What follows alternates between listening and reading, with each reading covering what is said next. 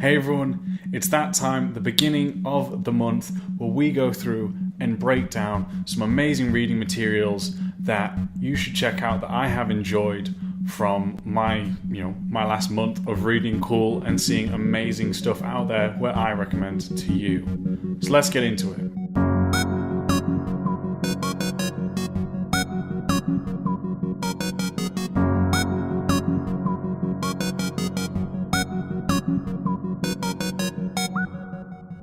Hey everyone, I hope you're well. You're joining me, your host, Max Pears, and welcome to the Level Design Lobby. And this one is, as I said earlier, a chance where I get to recommend to you amazing gurus some amazing materials out there that you should check out and that you should read or watch, which I believe will help us and you as a developer grow. Now, as I said, I do not know everything. This is why we do this, because there's amazing people out there doing amazing stuff just to help improve our minds and our thought process on game and level design. So we're going to jump straight into it. This is going to be a slightly shorter episode than normal. This is due to the fact that, again, I'm heading off for another trip, so I don't really have a great amount of time to do everything that I want. So I'm going to try to do this one a little bit shorter than normal, in which I do apologize to all of you amazing people. But the stuff that I recommend is not any worse in quality from what I recommend normally. Okay, so what we're going to go on to first. Now this is actually going to be a GDC talk from, I believe, 2017, and this is how to invite players' creativity in game mechanics. It's an interesting one because it's how do we make players feel that they can operate creatively within our rule sets and the tools that we give them mechanically. And the other thing that I find really great about this talk is it isn't just about that from a game, let me rephrase that, a video game maker. It's from a perspective of not just that, but games within the real world where they talk about different kind of puzzles and layouts they put on paths in, say, something like a university or a college, and how the people around them interact with it, even going from that of someone who is, say, a student to someone who is a teacher and to someone who's even the dean of the school. Again, how they all interact with that differently. And again, from a different sort of space perspective. And I really like that. I think that's a really cool thing that they've got going with that one. I really do enjoy hearing about that, and it's a very different one, again, as I'm saying, because it's not just about from a video game design perspective. It's from a different perspective of here's all this other sort of ways that we interact. They talk about this path that they've placed down on the middle of kind of a these 3D, not 3D, what am I talking about, these kind of lines they've placed on a path to create mini paths. So that's really interesting and a really cool one from there. So I do recommend checking that out. As I said, it's slightly different, but I think it's really cool for what it does, and I really do like with what they're doing there. And now we're going to move on from that one to numero 2, to the second one that I'd like to recommend, which is actually from, and if you are part of the Patreon Discord, we've mentioned this game quite a lot. It's from the creator of Omno, and he sits down to talk about, as he is if you haven't seen Omno, let me break that down firstly. It is a really cool and upcoming game that got funded on Kickstarter. I was one of the backers, and I know some of you amazing gurus on the Patreon were some of the backers as well. And he is developing his own game as a single-man dev, going through and making this kind of like, I know, journey-esque third-person platformer. And it's looking amazing. Some of the mechanics look fantastic. And basically, he's going on and talking about, from a one-man dev team perspective, or someone who's just working solo on the game, how you should scope your game correctly for this. And this one's great because loads of people want to make their own games. They want to make something that they feel is innately them. And especially, if you're coming out of university or education, a lot of people are like, yeah, I'm going to make this big, massive MMO RPG, and it's very, very tough to do so as a single dev. But he, passes on his knowledge on how he's been able to scope, and also with a successful run of his Kickstarter, again, adding on to how that scoping process begins and how you should scope as well, which again, I just think is a smart thing to study for all of us, because it's important that you do understand this, because when you're working in AAA or even, as I said, coming out of education, you don't fully understand how much goes into a game sometimes. You know, me as a level designer, there's a lot of stuff going on around me that I'm not always fully aware of. And if you think about that as you as a games creator now, that is a very interesting one, a whole other kind of, a whole other perspective you may have not even seen from this. So I think it's a really cool one. I think it's important for many of us to go and see that as well. So I do recommend checking that out. I found that very interesting as well. I'm currently working on a small game, so it's great to see and to understand how he has been able to, you know, take this side project into now his full-time gig. So it's a very impressive thing there for sure.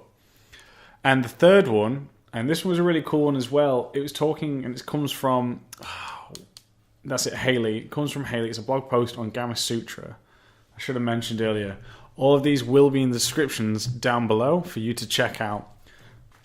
And yes, Haley talks about it's the first time her and her team have made a launch trailer before, and talking about kind of what the thought process is going behind that, how you should do it, what is it you should show on, or should I say in a launch trailer.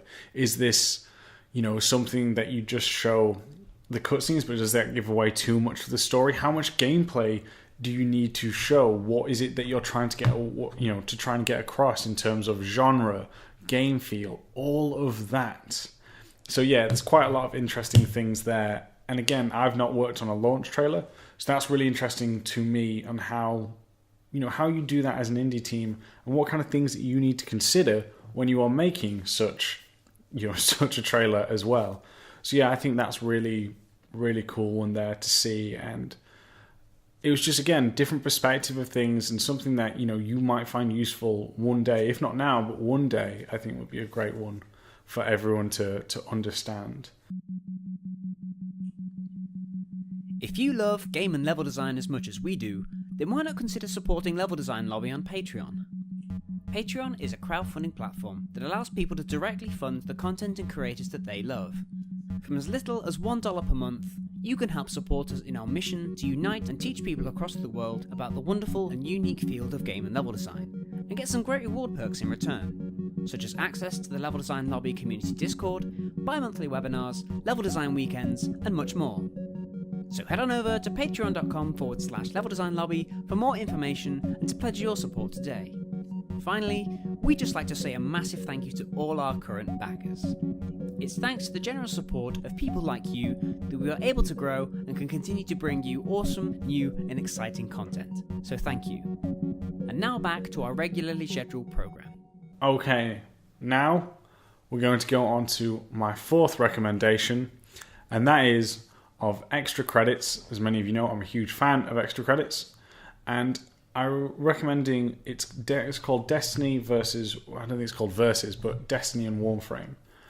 And what's really interesting is it's talking about how Warframe picked up a lot of Destiny players after Destiny players either left or may have been unhappy with the game, which is really interesting to see how that goes, you know, how they've managed to do that. It breaks down how a lot of this comes down to understanding your game, understanding what your game is trying to sell, not just mechanically or genre, but when you package a game together, you know, does the art style match that of the mood of the story? Does it fit in the mechanics as well? Because if it's about, you know, for example, a sort of game which is trying to tell a serious, gritty for World War II shooter, but then the story has all these jokes just running through, like gags about people slipping and tripping over, it doesn't really work. And then the art style will be all colourful, then it's not going to work correctly because it doesn't all come together. And that's really interesting, again, how they just picked up on that. That's just a brief version. They go into far more detail. I don't want to give it away because you should go check out their stuff. So that's number 4 of my recommendation to all of you amazing people. And then finally, we have another channel which I'm a fan of. I really like it, and it's by Design Doc, how to design AI allies. Many of you know I really do like this subject. I wrote a blog post on different AI allies and how that has an impact and can be used to have an impact throughout the story. But he goes into it in a more kind of breaking down from a gameplay perspective, how you can micromanage, how their sort of management system and also what abilities they have can have an impact on how you perceive them. Do you perceive them more useful or more painful? And it's a really, really good and interesting one. And it talks about a lot of things that I was, really, really just surprised with and didn't know. And yeah, I strongly recommend checking this one out. I really enjoyed this and thought there was a lot to learn from this. And I think it's a really cool one there. And it's actually going to be, it's similar because I'm actually going to be doing a topic on AI within game and level design a little bit later. So it was really good to see that one and see someone else's perspective on this. So yeah, really, really did enjoy that. And that there is all of my 5 recommendations for all of you amazing gurus to check out this time round. Because as I said, it's about building a community here at Level Design Lobby where we all share amazing and cool stuff, what other amazing developers and game lovers are doing and putting out there into the world. So thank you all very much for giving me the time. And yeah, if you do want to reach out and contact me, you can find me on Twitter at MaxPairs.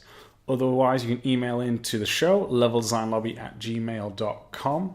If you do want to support the show and help us make even better and more quality content and just want to get some more amazing perks, then please do so on Patreon. Slipping up here. Please do so on Patreon, which is patreon.com/Level Design Lobby. And yeah, that's it, you amazing people. I hope you've enjoyed the episode and I hope you have an amazing time. Sorry that this is a shorter one. As I said, I've really got a rush already. I'm going to be editing this as soon as I finish and getting ready to go.